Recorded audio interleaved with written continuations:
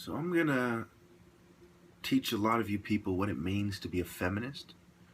But first, I'm going to help you understand why, if you label yourself a feminist and you side with feminism, basically just by labeling yourself, you're siding with them, that you're on the gang stalker side. First, you need to understand that gang stalking is basically the people who make up America and define their principles, the military, the politicians, the Freemasons, all these major groups that define American principles, coming together and working behind the scenes to adjust people's thinking and to experiment for national security purposes and to maintain the order. Okay, so when you go to page 170 of the U.S. Army Guerrilla Warfare Handbook, you go to about the fourth paragraph. It says, national programs. The United States Information Agency, USIA, conducts psychological operations which have the broad objective of generally defining American principles and aims and interpreting America and its people to other peoples. So, basically, what they're doing is something that their philosophies enable them to do.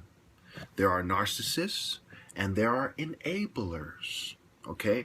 So now that you understand that part of the warfare going on, the psychological warfare, is related to the aims and the principles of being American, let's go back and let's look at what it means to be an American. Well, Enlightenment principles have caused a lot of revolutions across the world. The Bolsheviks, the Irish, I believe in 1919, the American Revolution, followed closely by the French Revolution. Enlightenment era principles affected the Irish revolts against the British, I believe, in the early 1900s. But it really took place during the American Revolution and the French Revolution. So that's why there's a Statue of Liberty in America and a matching one in France. So this idea of liberty is an American principle. So when you talk about civil rights, you've got to look at it very carefully. Civil rights according to who? Martin Luther King or the Masons, who have been the elitists in America from its beginning onward? Whose perspective of civil rights? Okay, it's the first very good question you have to ask yourself. Number two, you have to ask yourself, what are American principles? What are Enlightenment era principles? And why, on record, did Freemasons propagate these principles? Now, I've made this video just for Amber and the feminists in the electronic harassment group. I'll probably unlist it because I've gone over this time and time again in my videos. America is in an age of enlightenment pushed nation. Give me liberty or give me death. The Statue of Liberty. No taxation without representation. Okay? The rights of the oppressed minority, which ironically was something they were arguing before they freed the slaves. So you have to realize that Masonry did not free the slaves. It was a very long political argument that was drawn out. They had the power to free the slaves from the start. They were the main rich people in charge. They chose not to. Okay, so there's a lot of hypocrisy with the Enlightenment era philosophies, as I will shortly demonstrate with feminism as well. Okay, this idea that females matter, right? Feminism, more appropriately termed, is elite female Satanism. That's exactly what it is. And when you look at the feminists, they overlap with the Satanists.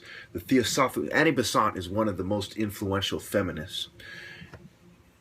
And she was in the Theosophical Society, a speaker at the Fabian Society, the Secular Society. She was a Marxist at one point.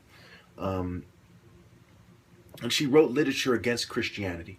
So one thing that you see consistently, whether it's Voltaire or Albert Pike's Morals and Dogma that directly contradicts the Bible and teaches Christians that the Bible is wrong about many things and that there are hidden messages that are more important than the very obvious morals of the Bible. So when you look at it, and Voltaire, whose principles influenced the course of the French Revolution, referred to the Christians as a terrible cult. So Masons historically don't like Christians. They separated church from state.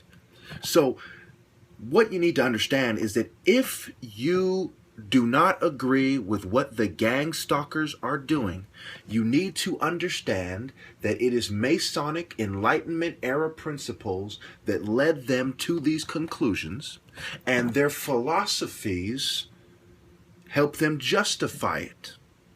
Okay? They say that they should be subordinated and subjugated by the wisest and the best.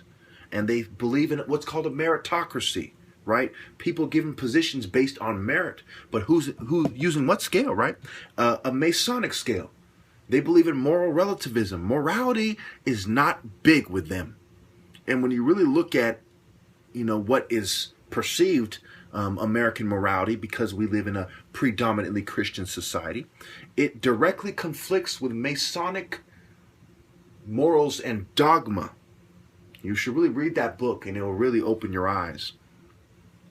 Now, there was something called co-masonry that Annie Besant was a part of, and a lot of other influential female Masons, especially Eastern Star Masons. It's this idea that women were given an equal place, an equal footing in Masonry, and Masons were the social engineers and the social planners. Okay? So when you look at gang stalking, to put it very simply, because I might have lost you, I'm going to put it simply now. Gang stalking is applied Masonry. Masonry is science and philosophy without Christian morality to stop them from doing whatever they want. This kind of thinking led to eugenics. The guy who coined the term eugenics, his name was Francis Galton. Now, when you give yourself a label, like you say you're a gang member, you're in the mafia, right? Can you say you're in the mafia, but you don't agree with racketeering, prostitution, and extorting, and so on and so forth? It makes no sense, right? For the same reason, you cannot say that you're a feminist and turn around and disagree with the organizers, the speakers, and the main leaders of feminism. Because then you're something else. You believe in women should have equal pay and they shouldn't be raped and beat up and human trafficking is a problem. You might believe in these issues, okay? But if you say you are a feminist, you are supporting their group. Just like if you said you're an anonymous, you're adding to the numbers of people in Anonymous, making it a huge movement, and you're empowering the organizers, the leaders, and the main speakers. Okay? So when you say you're a feminist, you are empowering the gang stalkers. That is who they are. There's a line in the sand. On one side is people who actually believe the religions they claim to be a part of. Real Muslims who aren't Freemasons. Real Christians who aren't Freemasons. A very small group of Jews who aren't in secret societies and who aren't Freemasons. People who actually believe the religion they're part of. And some of them are pagans. However, when a pagan or a Jew or a Muslim or anyone else decides to cross the line and side with American principles, they are siding with gang stalking. So listen very carefully, very carefully. A lot of people aren't going to like this. Gang stalking is applied American philosophy because American philosophy is Masonic philosophy. The Age of Enlightenment was brought about by Freemasons and those who agree with them. So on one side of the line is people who do not truly believe in morality unless it's convenient for them. This is called moral relativism. And on the other side of the line is people who have certain moral codes because of their religion or way of thought, or people who hate Masons so much that they rather team up with the Abrahamic faiths and people who really believe their religions. I hope you're kind of following along now. And for those of you who think it's not like this, on the battlefield during the Revolutionary War, imagine you're there, right? You're either an innocent bystander who's just watching it play out, or you're on one side or the other. When you're a targeted individual or a gang stalker, by default, you are on one side or the other. Either you agree with gang stalking and you say that they're right to do it to you, or you don't, and you are at odds with the aims and the principles of America. It says right there, in their book, their guerrilla warfare handbook, U.S. Army. Remember, Michael Aquino, Army Psychological Operations. And I'll put the patches on the screen so you can understand. Okay? Right above it, the paragraph above, it says, these psychological operations are designed to create, reinforce, or sustain those attitudes held by the population which cause them to act in a manner beneficial to their own and to United States objectives. So, that's saying flat out, these people who have philosophies that are consistent and compatible with the philosophies of America, which have allowed for gang stalking, they want to sustain. And those who don't, they want to create those philosophies in them. They want to make it so the entire population shares the same philosophies that they have that have allowed for gang stalking. Period. And there's a difference between stated philosophy and actual philosophy. Faith without works is empty. Okay, that's a Christian philosophy. Christianity teaches you either you carry your cross or you're not a Christian and you're not worthy of God. Matthew 10:37 and 38. Anyone who loves their father or mother more than me is not worthy of me. Anyone who loves their son or daughter more than me is not worthy of me. Whoever does not take up their cross and follow me is not worthy of me. So it's saying flat out, if you don't go put in the work, if you don't live, if you don't practice what you preach and what Christianity is really teaching, what Christianity teaches and what you preach, then you are not a Christian. You are a hypocrite. And that's what gang stalkers are. I'll tell you the truth. Every gang stalker who claims to be a Christian really is not. They're not carrying the cross. They're enforcing for the enemies of Christianity by the book. So, like it or not, you can be completely against gang stalking. But when you label yourself a feminist and you push feminism, you are pushing the philosophies that maintain gang stalking. An example is the Women's March on Versailles in the Age of Enlightenment. Look up the French Revolution, and I challenge you to prove that the feminism and gay rights were not a part of the French Revolution, as well as a Jewish kind of agenda. And Jews and Freemasons go hand in hand. I'm almost out of time. I don't want to lose you people, so I'm going to just kind of cut it short right here, and I'm going to say it one last time so you get it through your heads.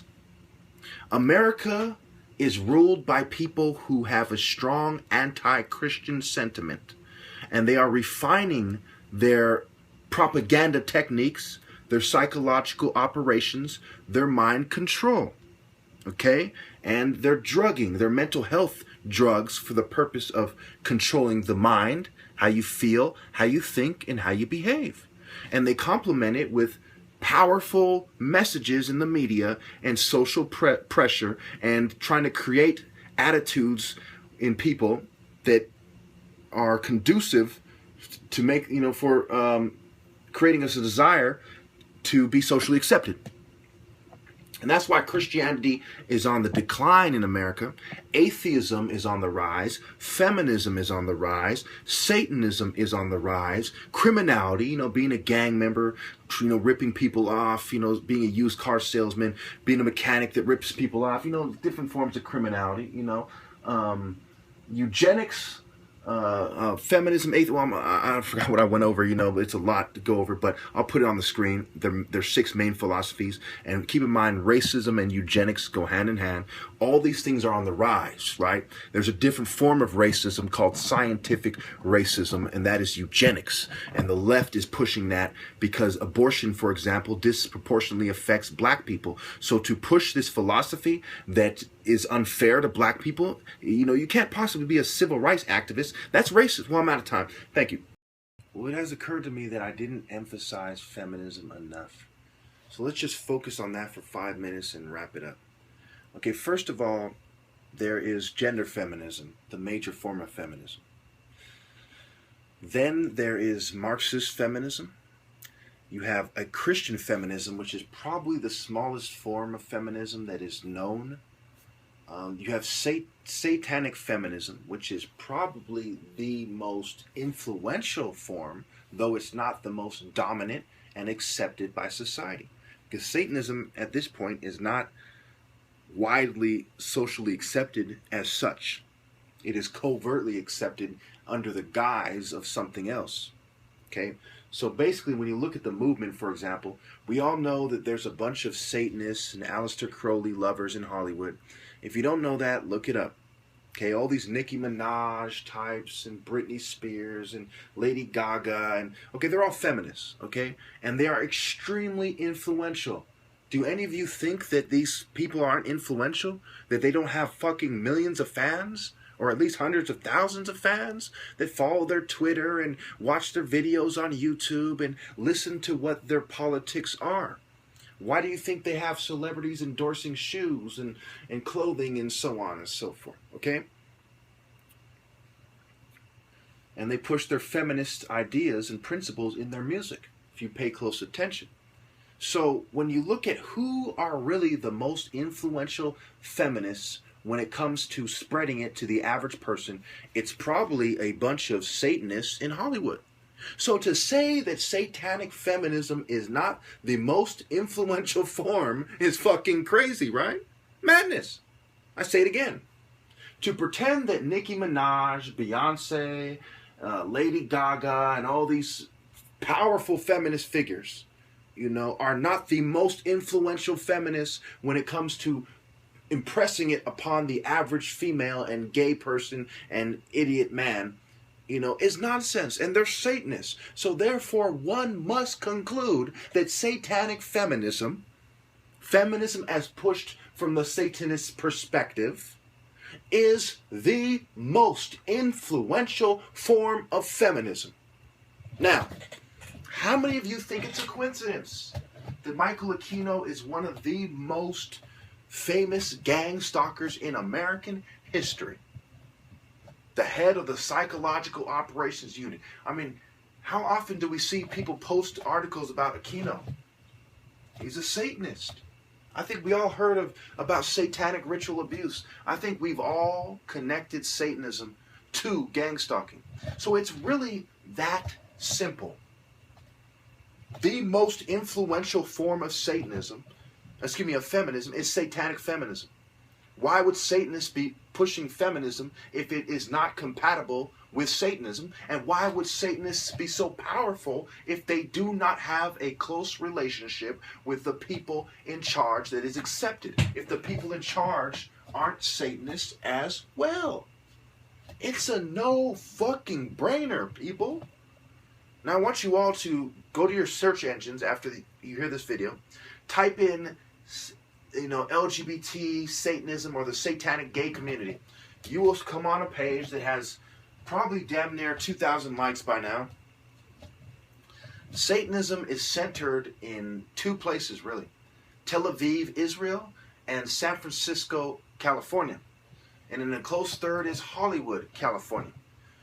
Satanism and liberalism go hand in hand.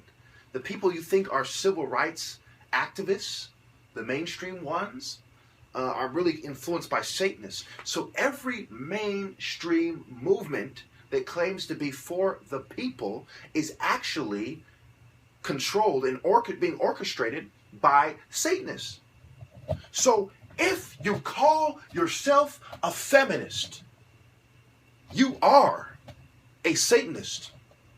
You just don't see it. Now, let me backtrack a little bit. Let me hold on.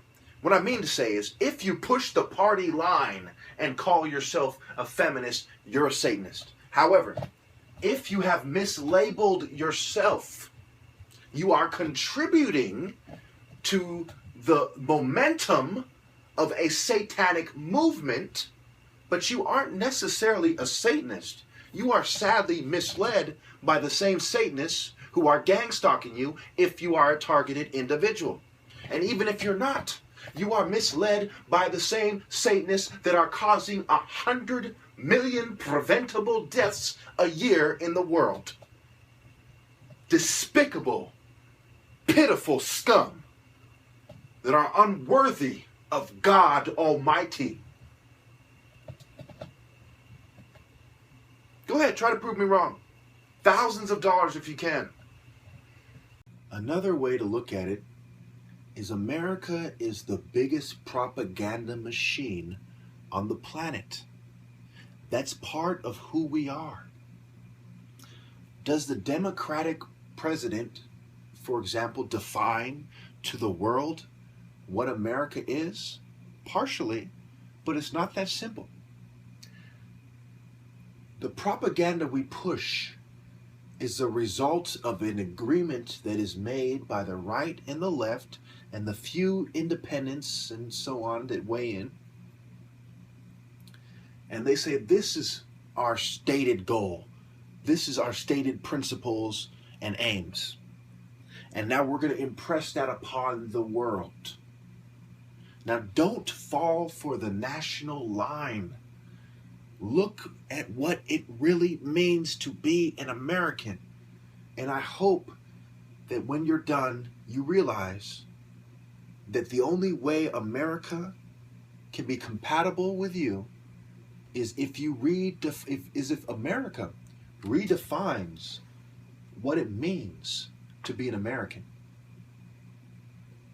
I don't like being part of the biggest propaganda machine in the world.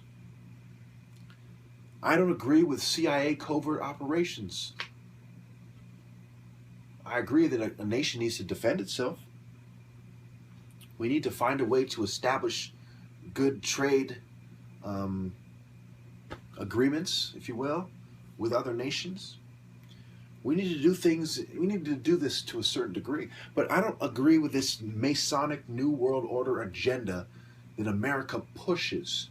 Because in order to do that, we have to do all these detestable things that I don't agree with. What most of you don't want to admit to yourselves is that being an American means you are trying to bring in a Masonic world order, a thoroughly defined and well integrated Masonic world order, one in which secret societies determine pretty much everything for you. The same way that gang stalkers are trying to manipulate your life and tell you who to date and, what to eat and everything. They're trying to tell you what to do. You're a slave to them, and they're saying, don't eat that. That's not for the slaves. Go eat that. Don't date her. She's out of your class. She's out of your caste. Date someone like her, especially if it's someone in their family who needs to find a date and you're an attractive person that they have fixated on. They do this, they do it in a way that's in their best interest, that's completely unfair to any man of honor or morality who's above being in a secret society or part of their extensive network. So when you look at the patch I'm going to put on the screen that I've put on in the first clip, I want you to keep that in mind. That is the American Eagle. That patch is saying to you that these psychological operations are part of what it means to be an American. They are part of the greater propaganda machine. The war to win the minds and hearts of men. The power to influence, the power of influence. The power of persuasion, the power to persuade. the power of exploiting and coercion, the power to coerce and exploit. This is what it means. So when he's talking about, oh, we're having a debate about waterboarding, you better believe that doing everything that hasn't officially passed in the government that has to do with covert operations is also part of being an American. Having a government that does that sort of thing. Having intelligence agencies, military intelligence, that do these sorts of things. I read that 58% of Americans approve of torture. To the government, that's a green light. They've thoroughly brainwashed the population to see it their way. They brainwash them just enough to where if they get busted doing that, the majority of the population will say, hey, the government has to do what it has to do to fight the war on terror, to address our enemies, to keep us safe, for national security, and blah, blah, blah, blah, blah. Those ragheads deserve it anyway. Those Ruskies, those Chinese, those North Koreans, blah, blah, blah. You don't understand. By the majority of Americans, even if it's only by 8%, well, it's really more than that. Even if it's only 8% over half, rather, 58% versus 42%, even if it's only by that slim margin, 16% difference, it is telling the government that is democracy at work. Their fallback argument is, hey, well, the majority of people think it's okay anyway, And even if they didn't have that, they would still do it. But let's face it, it is disgusting. It is appalling. I abhor the fact that the majority of Americans think that torture is okay, and which means they think that leaving it to the government's discretion about who to torture, including American citizens, is okay. All to maintain the principles, the aims, and the agenda of Masonic America. Don't you see? It's more than just, oh, these gang stalkers are doing this to us, and it's supposed to be illegal. It's not that simple.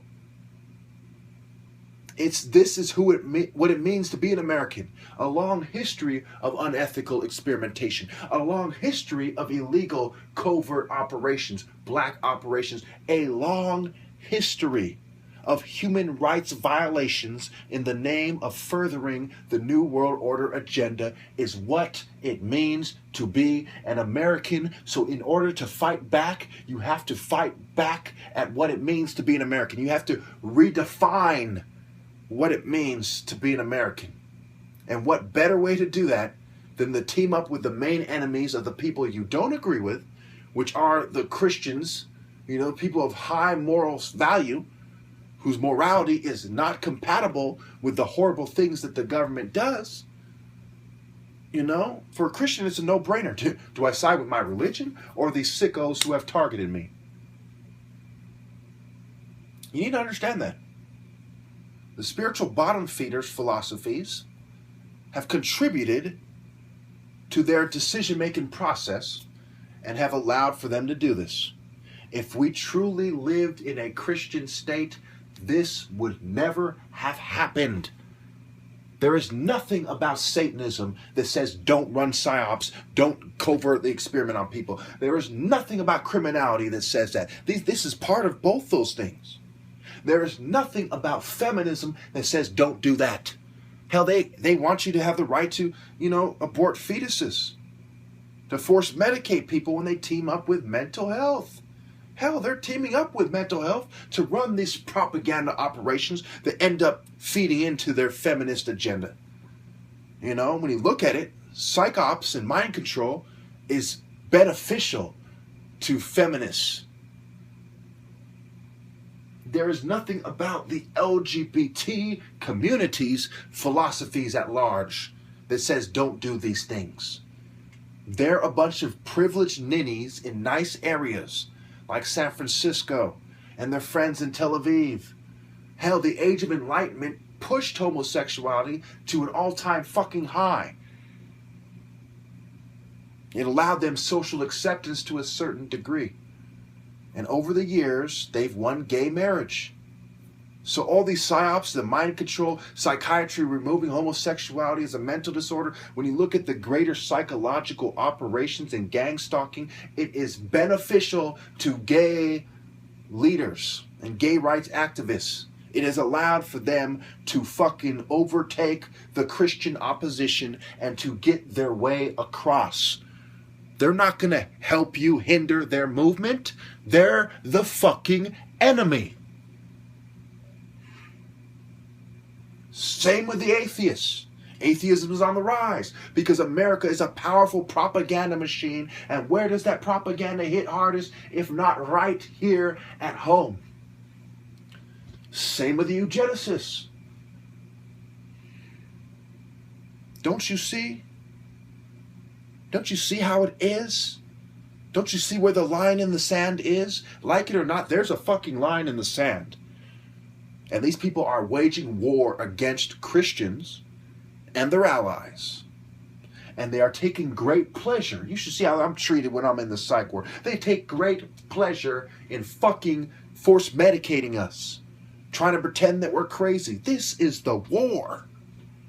Now you can sit there and be a victim in the trenches and not fire back with the people who are at odds with your enemies. But why in the hell wouldn't you? Why would you support the philosophies of the enemies that have enabled them to do this to you? Why wouldn't you support the philosophies of the people that are warring with your enemies out of righteousness, morality, and a love for God? Thank you.